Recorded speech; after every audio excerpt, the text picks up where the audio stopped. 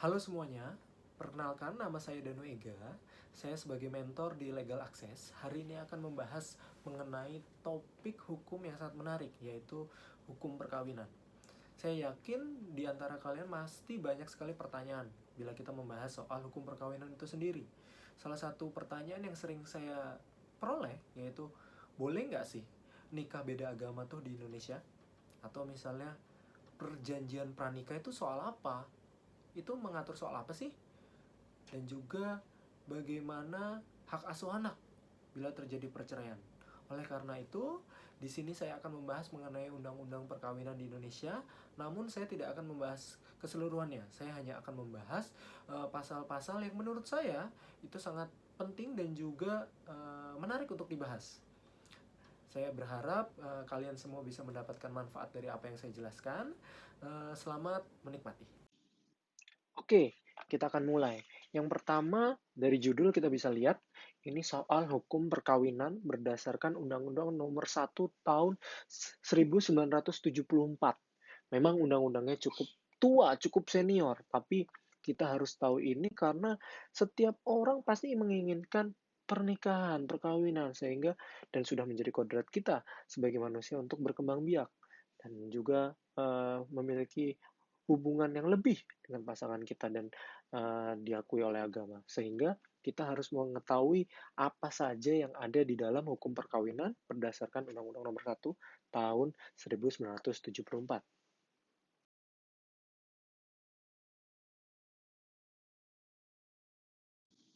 Oke, pertanyaan pertama nih. Kenapa sih kita harus tahu soal hukum perkawinan? Mungkin ada yang tahu kenapa kita harus tahu soal hukum perkawinan itu sendiri?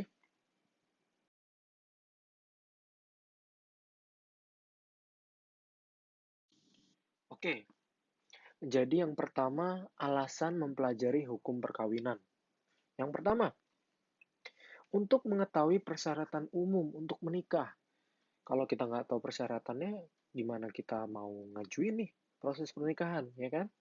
Oke, yang berikutnya soal untuk mengetahui hukum perkawinan di Indonesia. Pastinya setiap negara memiliki hukum perkawinan yang berbeda dan sistemnya juga berbeda-beda. Sehingga ini kita harus mengetahui agar kita tahu gimana sih hukumnya di setiap negara. Dan yang terakhir, untuk mengetahui perjanjian pra-pernikahan atau pranikah biasa kita sebut. Karena ini banyak yang mempertanyakan dan juga apa sih nih perjanjian apa kok sangat banyak yang ngomongin tapi di Indonesia sendiri nggak banyak yang pakai gitu. Jadi nanti kita akan coba jelasin kenapa perjanjian pra pernikahan atau pranikah itu banyak dipilih oleh masyarakat.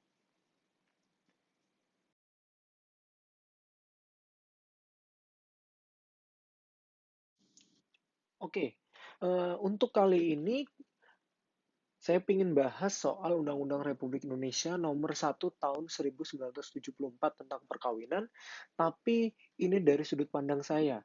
Mana aja sih pasal-pasal yang menurut saya penting buat kita tahu, sehingga menarik untuk kita bahas. Ya. Jadi nggak semua pasal di dalam undang-undang ini akan saya sebutkan satu persatu, karena kalau misalnya disebutkan satu persatu, bakal panjang banget, dan mungkin nggak semuanya kita tertarik.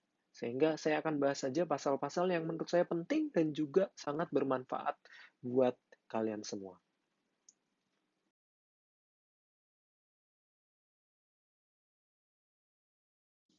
Yang pertama, bab 1, dasar perkawinan.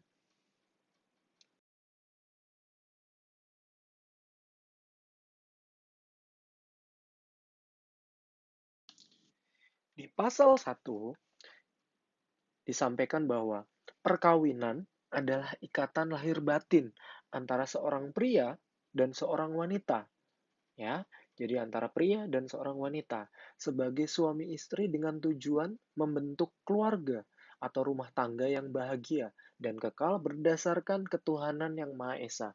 Dari pasal 1 ini kita bisa lihat bahwa di Indonesia yang diakui hanya pernikahan antara pria dan seorang wanita, ya. Dan tujuannya tidak lain dan tidak bukan untuk membentuk keluarga atau rumah tangga, untuk berkeluarga, punya anak, punya keturunan.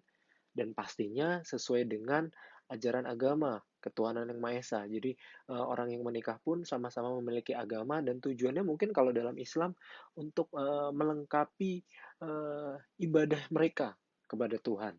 Ya, jadi itulah penjelasan dari pasal 1. Mungkin kalau misalnya di film, ikatan lahir batin itu sesuatu yang sangat spesial.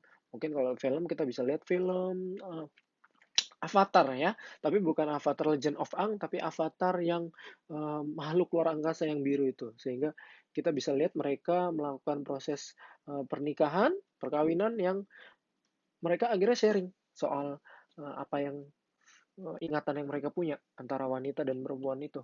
Ya, dari situ mereka memiliki ikatan batin ataupun ikatan lahir batin yang sangat kuat. Seperti itu.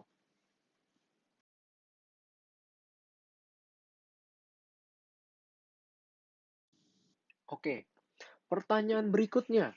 Bolehkah menikah beda agama berdasarkan undang-undang perkawinan di Indonesia? Dari ilustrasi yang saya sampaikan di slide ini bisa kita lihat ya, ada Al-Quran, lalu di bawah ada Holy Bible. Sehingga kita bisa lihat antara Islam dan antara Kristen. Ya, apakah diperbolehkan menikah beda agama berdasarkan Undang-Undang Perkawinan Indonesia? Kita akan bahas di pasal berikutnya.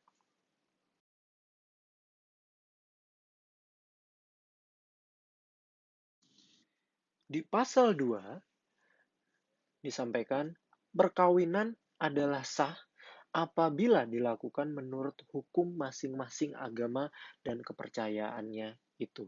Dari sini kita bisa lihat bahwa pernikahan yang sah menurut hukum masing-masing agama dan beberapa agama mungkin bisa kita bilang juga semua agama menyampaikan bahwa pernikahan itu diharuskan atau mungkin disarankan yang agamanya sama ya ya mungkin beda agama, beda ajaran, beda aliran pun juga ada penjelasannya masing-masing. Tapi di Indonesia sendiri disampaikan perkawinan adalah sah apabila dilakukan menurut hukum masing-masing agama dan kepercayaannya itu. Ya, jadi yang Islam dengan yang Islam, yang Kristen dengan yang Kristen, yang Katolik dengan yang Katolik, yang Buddha dengan yang Buddha, yang Hindu dengan yang Hindu, yang Konghucu dengan yang Konghucu, seperti itu.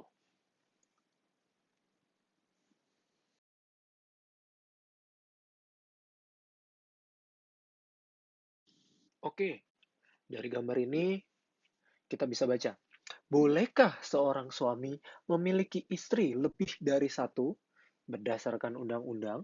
Nah, kira-kira boleh nggak ya? Mungkin kalau yang cewek atau yang perempuan pasti bilang tidak boleh, itu poligami. Sedangkan yang cowok-cowok mungkin bilang boleh, boleh, boleh, boleh. Nah, kita akan lihat, boleh nggak sih berdasarkan undang-undang itu?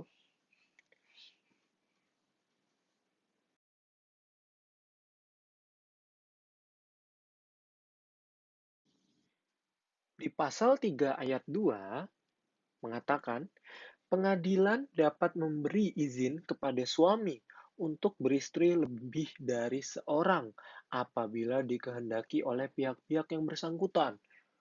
Pastinya dari pasal ini sudah banyak nih yang bilang, wow, nggak adil, nggak adil, nggak adil.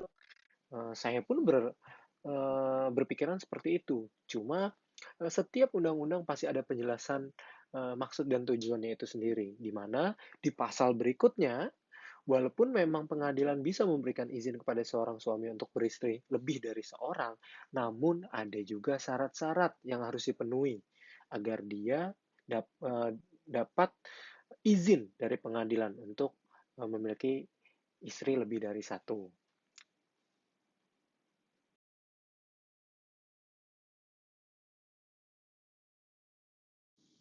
Nah, ini lanjutannya. Di pasal 4 ayat 2 mengatakan, pengadilan dimaksud dalam ayat 1 pasal ini hanya memberi izin kepada suami yang akan beristri lebih dari seorang apabila A. Istri tidak dapat menjalankan kewajibannya sebagai istri. Ini benar-benar masih umum banget nih, bisa berarti macam-macam ya, dan masih ada kesempatan kita berdebat. Yang kedua, istri mendapat cacat badan atau penyakit yang tidak dapat disembuhkan, sehingga mungkin karena alasan ini banyak yang meminta izin kepada pengadilan uh, agar mendapatkan izin. Dan yang terakhir di C, istri tidak dapat melahirkan keturunan.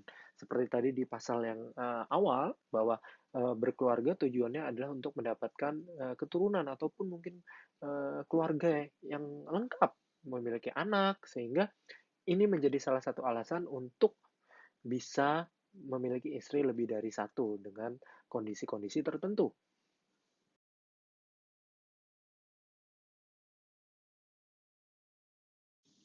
Oke, di bab 2 syarat-syarat perkawinan.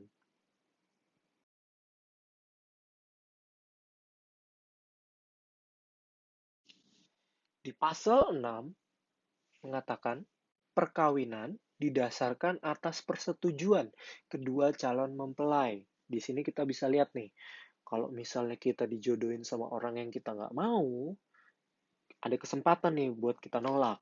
Karena pastinya kita nggak mau dong dijodohin sama orang yang kita nggak cinta, atau mungkin dijodohkan karena untuk membayar utang, dijodohkan karena memang oh, harta benda. Nah, kita atau misalnya dijodohkan dengan orang yang lebih tua jauh banget. Nah, kita bisa nih bilang ke orang tua pakai pasal ini bahwa perkawinan didasarkan atas persetujuan kedua calon mempelai. Dan yang kedua, di sini mengatakan untuk melangsungkan perkawinan, seorang yang belum mencapai umur 21 tahun harus mendapat izin kedua orang tua. Jadi selama umur eh, seseorang itu belum sampai 21 tahun, dia tetap harus butuh izin orang tua nih. Izin ya, kita harus membedakan antara izin dan restu. Kalau izin itu seperti bahwa belum cukup dewasa sehingga orang tua harus memberi izin anaknya bisa menikah kalau masih di bawah 21 tahun. Tapi kalau sudah 21 tahun, kita tidak perlu mendapatkan izin orang tua. Kita langsung tinggal, mungkin kalau yang Islam tinggal ke KUA, mendaftar, eh, untuk nanti penghulunya bisa datang ke rumah dan menikahkan kita. Ya, tapi kalau masih di bawah 21 tahun harus dapat izin kedua orang tua. Mungkin bisa bentuknya tertulis ataupun interview secara langsung nantinya dipanggil dari pihak KUA itu sendiri. Ya.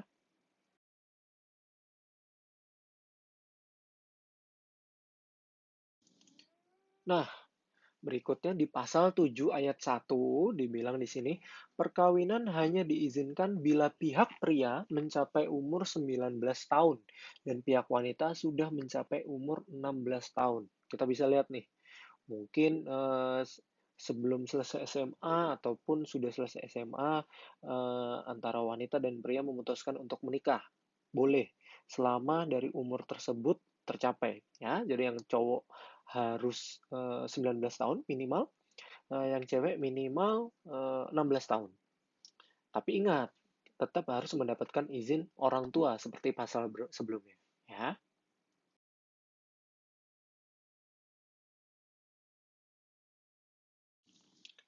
Di pasal 10 mengatakan, apabila suami dan istri yang telah cerai kawin lagi satu dengan yang lain dan bercerai lagi untuk kedua kalinya, maka di antara mereka tidak boleh dilangsungkan perkawinan lagi sepanjang hukum masing-masing agama dan kepercayaan itu dari yang bersangkutan tidak menentukan lain.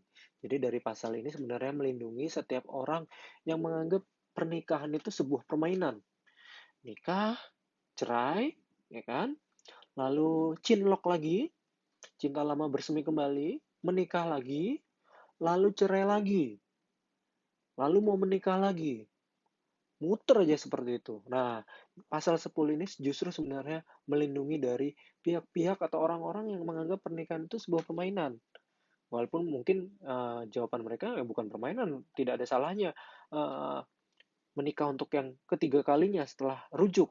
Cuma yang jadi pertanyaan, apakah uh, sering kita mendengar hal tersebut. Saya saja yakin setiap orang itu mendapatkan kesempatan yang kedua, tapi jarang kesempatan yang ketiga. Asik.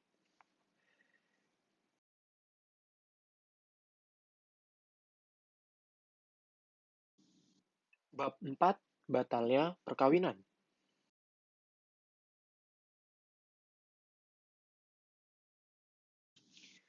Pasal 26 ayat 1 mengatakan, Perkawinan yang dilangsungkan di muka pegawai pencatat perkawinan yang tidak berwenang, wali nikah yang tidak sah atau yang dilangsungkan tanpa dihadiri oleh dua orang saksi dapat dimintakan pembatalannya oleh keluarga dalam garis keturunan lurus ke atas dari suami atau istri, jaksa, dan suami atau istri. Ya, dari sini kita bisa lihat bahwa eh, perkawinan itu bisa tidak sah karena banyak hal, ya. Karena ada mekanismenya, ada hal yang harus dilakukan seperti saksi ataupun ijab kabul, sehingga kalau misalnya tidak sesuai dengan apa yang diatur dalam agama masing-masing ataupun dalam undang-undang, bisa dimintakan pembatalannya.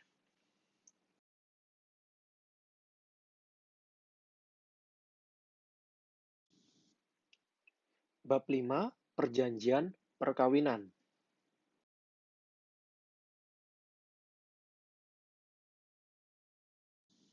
Nah, di pasal 29 ayat 1 disampaikan, pada waktu atau sebelum perkawinan dilangsungkan, kedua belah pihak atas persetujuan bersama dapat mengajukan perjanjian tertulis yang disahkan oleh pegawai pencatat perkawinan, setelah mana isinya berlaku juga terhadap pihak ketiga tersangkut. Nah, di sini mungkin saya mau coba ambil salah satu contoh ya. Mohon izin, Bang Raffi Ahmad, Mbak Gigi. Di sini saya ambil dari detik.com. Artikelnya berjudul soal Nagita Slavina buat perjanjian pranikah. Ibunda bagus untuk kedua pihak. Di artikelnya sendiri menyampaikan kenapa mereka membuat perjanjian pranikah. Itu karena memang dua-duanya dalam usia muda sudah memiliki banyak bisnis ataupun rezeki yang mereka miliki. Sehingga dari Nagita juga sudah menjadi pimpinan di perusahaan yang dia miliki, dan Raffi Ahmad pun juga sangat aktif di dunia entertainment pada saat melangsungkan pernikahan. Jadi mereka membuat perjanjian pranikah agar tujuannya ya sama-sama enak dari keduanya gitu. Selama perjanjian pranikah ini dibuat tanpa paksaan masing-masing dan tidak membuat tersinggung kedua belah pihak ataupun keluarga, ini sah saja.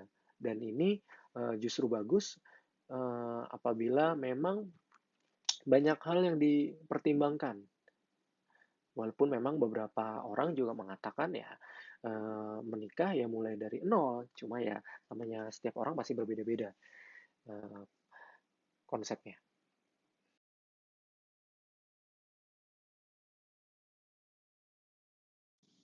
Kenapa perjanjian pranikah penting? Kenapa ya?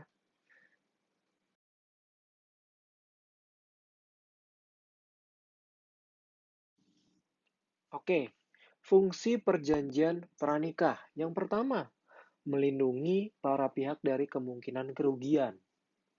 Namanya menikah, kita nggak ada yang tahu, ya kan? Yang kedua, melindungi harta kekayaan yang sudah diperoleh sebelum perkawinan. Suaminya mungkin punya rumah dua, istrinya punya mobil empat, sehingga nantinya kalau misalnya terjadi perceraian, maka suaminya tetap memiliki dua rumah tersebut dan istrinya juga tetap memiliki empat mobil tersebut. Ya, yang ketiga, meminimalisir resiko yang dimungkinkan muncul dari keberatan hutang. Pastinya orang menikah nggak ada yang tahu. Tiba-tiba menikah, suaminya punya hutang beratus-ratus juta atau mungkin miliaran. Sehingga mau nggak mau setelah menikah, dua orang tersebut, suami dan istri harus ikut menanggung untuk membayar hutang. Jadi istrinya yang awalnya tidak tahu sama sekali kalau suaminya itu memiliki hutang, ikut serta untuk melunasi hutang tersebut. Ya. Yang keempat, memastikan para pihak mendapatkan haknya masing-masing saat perkawinan atau saat perceraian terjadi. Ya. Jadi setiap pihak pasti memiliki hak masing-masing. Nanti kalau udah perceraian mereka akan mendapatkan haknya. Dan yang kelima, terakhir, menjamin para pihak mendapatkan haknya di dalam ikatan perkawinan. Oke?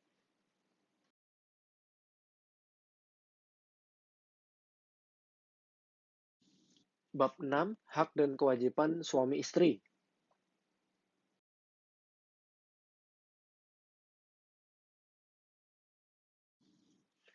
Pasal 34 ayat 1 dan 2 mengatakan, suami wajib melindungi istrinya dan memberikan segala sesuatu keperluan hidup berumah tangga sesuai dengan kemampuannya. Ya, jadi di sini suami itu punya fungsi melindungi istrinya. Jadi istrinya kalau misalnya sakit harus dilindungi, kalau sakit harus diantar, ya kan, harus disayang, dimanja, gitu.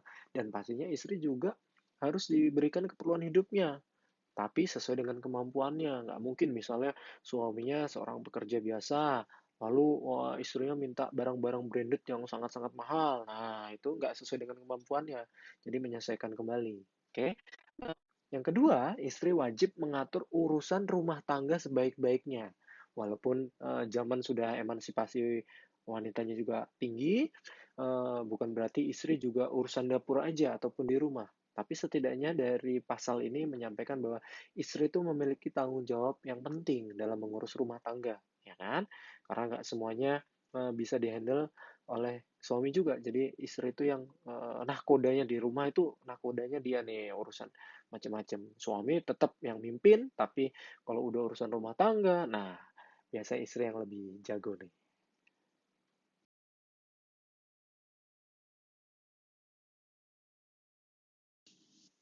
Bab 7, harta benda dalam perkawinan.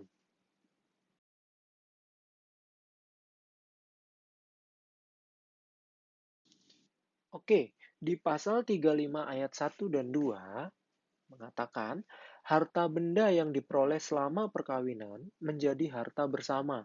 Jadi selama pernikahan atau perkawinan, kalau misalnya ternyata dalam perjalanan beli rumah, beli mobil, jadi rumah tersebut ataupun mobil tersebut menjadi harta bersama. Di mana nantinya kalau misalnya terjadi perceraian, rumah ataupun mobil tersebut harus dibagi dua. Karena itu adalah harta bersama. Beda sama tadi harta bawaan yang diatur dalam perjanjian pranikah. Ya, itu bisa pisah dan dibawa masing-masing. Tapi kalau tidak ada perjanjian pranikah dan apapun yang diperoleh dalam pernikahan, maka itu menjadi harta bersama. Yang kedua, harta bawaan dari masing-masing suami dan istri dan harta benda yang diperoleh masing-masing sebagai hadiah atau warisan adalah di bawah penguasaan masing-masing sepanjang para pihak tidak menentukan lain. Nah, katakan misalnya suaminya dapat warisan nih dari orang tuanya, dapat rumah, dapat emas. Nah, warisan tersebut kepemilikannya tetap dimiliki oleh suami tersebut, bukan berarti menjadi harta bersama, ya.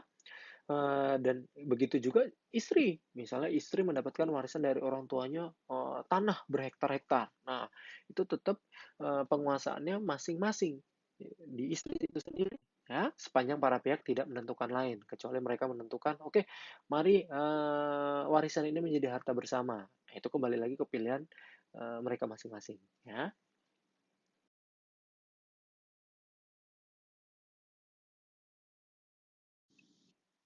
bab 8 putusnya perkawinan serta akibatnya.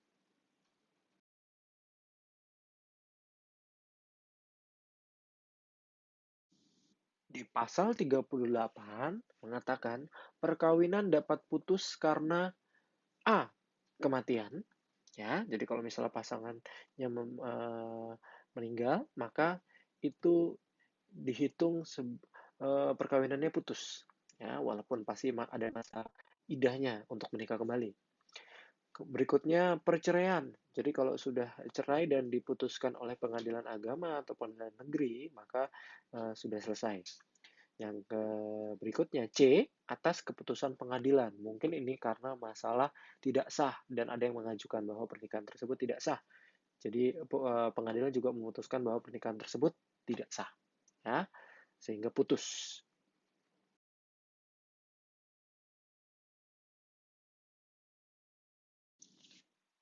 Pasal 39 ayat 1 di sini mengatakan perceraian hanya dapat dilakukan di depan sidang pengadilan setelah pengadilan yang bersangkutan berusaha tidak berhasil mendamaikan kedua belah pihak.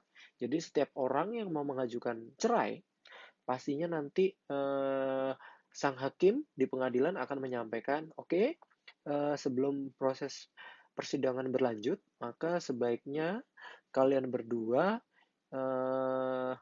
bertemu dengan mediator, melakukan mediasi. Kira-kira bisa nggak sih didamaikan kedua belah pihak ini? Biasanya akan ditanyakan, apa sih masalah dalam pernikahannya ini? Apa yang jadi pokok permasalahan? Kira-kira dari suami atau istri itu bisa memaafkan nggak sih? Jadi tujuannya pengadilan sendiri di sini membantu setiap pasangan yang akan bercerai agar memikirkan kembali apakah mereka sudah yakin akan melakukan perceraian. Sehingga ini sangat baik juga dari sistem pengadilan kita bahwa perceraian itu tidak langsung diproses, namun ada proses untuk mempertahankannya terlebih dahulu dengan bantuan dari pengadilan.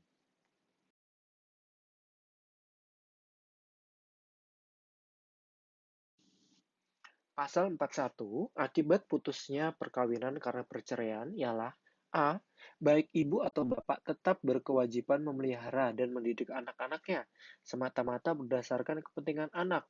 Bila mana ada perselisihan mengenai penguasaan anak-anak, pengadilan memberi keputusan. Ya, jadi dalam hak asuh anak nantinya dalam persidangan perceraian itu akan ditentukan kira-kira ikut suami atau istri, ya. Dan di mana pastinya ada aturan-aturan yang lebih detail lagi, mungkin umur dari anak itu sendiri dan lain-lain, ya.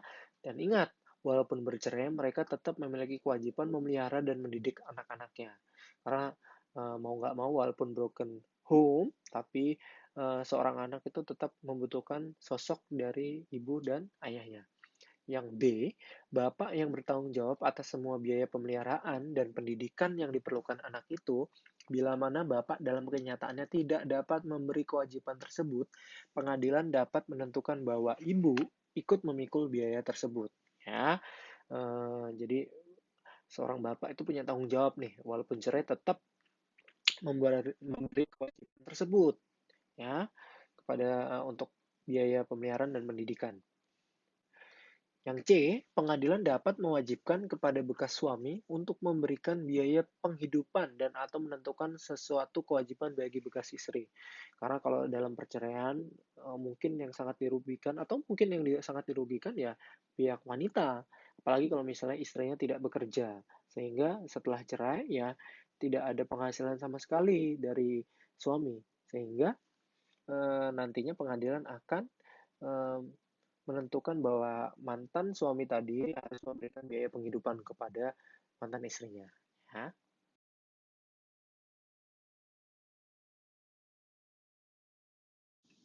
Bab 9, kedudukan anak.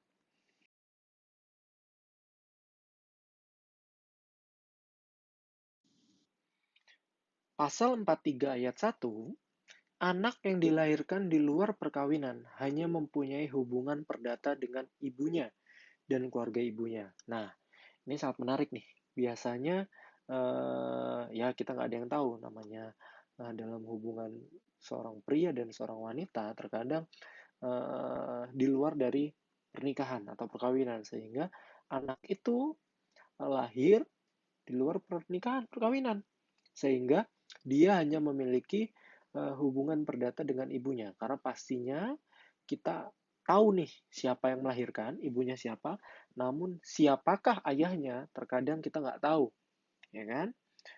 Sehingga di akta lahir tersebut hanya tertulis nama ibunya saja untuk kolom ayahnya tidak ada. Karena kita bisa lihat di akta kelahiran, ya, akta kelahiran itu tertulis misalnya saya, Danu Ega, putra dari pasangan bapak dari Dedi Yulianto dan Ibu Yusrianti, seperti itu. Nah, kalau misalnya ternyata dalam pernikahan saya tidak ada ayah, maka di situ Danu Ega hasil pernikahan di luar pernikahan dari mungkin nama bapaknya kosong, lalu hanya ada nama ibu saya, misalnya Yusrianti, seperti itu.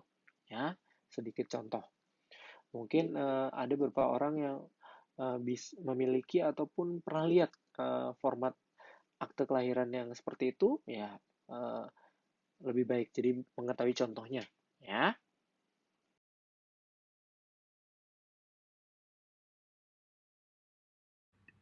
Bagian kedua, perkawinan di luar Indonesia.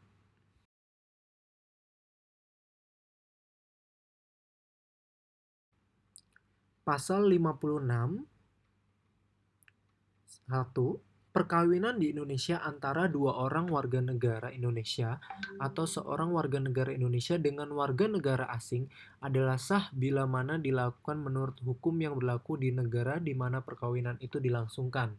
Dan bagi warga negara Indonesia tidak melanggar ketentuan undang-undang ini. Ya. Yang kedua, dalam waktu 1 tahun setelah suami istri kembali di wilayah Indonesia, surat bukti perkawinan mereka harus didaftarkan di kantor pencatat perkawinan tempat tinggal mereka. Ini sangat penting, harus dicatatkan karena kembali lagi ke masyarakat kita di Indonesia. Karena kita sangat berpegang teguh terhadap norma-norma yang ada di masyarakat, sehingga biasanya kalau kita melihat pasangan yang memang kita nggak tahu nih dia udah menikah atau belum, kita suka berprasangka buruk, sehingga lebih baik kita sudah mendaftarkannya walaupun misalnya kita menikah di luar dengan orang asing, sehingga ketika ada pihak mungkin dari RT, RW ataupun tetangga yang bertanya, kita bisa menyampaikan bahwa sebenarnya kita sudah menikah di luar dengan orang asing dan sudah mencatatkan di kantor pencatat perkawinan tempat tinggal masing-masing. Seperti itu.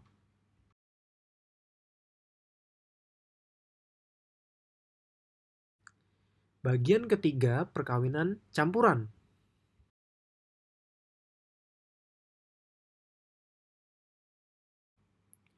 Pasal 58, bagi orang-orang yang berlainan kewarganegaraan yang melakukan perkawinan campuran dapat memperoleh kewarganegaraan dari suami atau istrinya dan dapat pula kehilangan kewarganegaraannya menurut cara-cara yang telah ditentukan dalam Undang-Undang Kewarganegaraan Republik Indonesia yang berlaku. Jadi banyak juga pihak luar, orang asing ataupun orang Indonesia yang menikah dengan warga negara yang berbeda semata-mata mungkin untuk mendapatkan kewarganegaraan dari pasangannya. Tidak menutup kemungkinan, walaupun memang mungkin alasan utama karena cinta. Cuma tidak ada salahnya juga apabila misalnya ada orang-orang atau pihak-pihak yang ingin mendapatkan kewarganegaraan dari suami atau istrinya. Mungkin kita bisa lihat banyak berita-berita juga yang ada di media massa ataupun mungkin di YouTube, ya.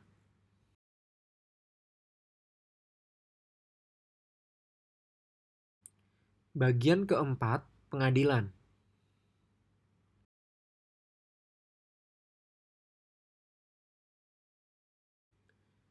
Pasal 63, yang pertama, yang dimaksudkan dengan pengadilan dalam undang-undang ini ialah A.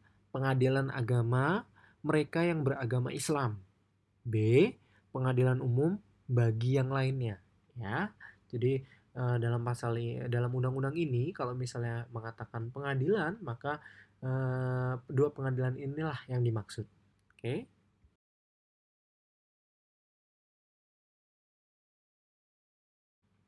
Baik, terima kasih sudah mendengarkan apa yang saya coba sharing dari tadi soal undang-undang perkawinan di Indonesia itu.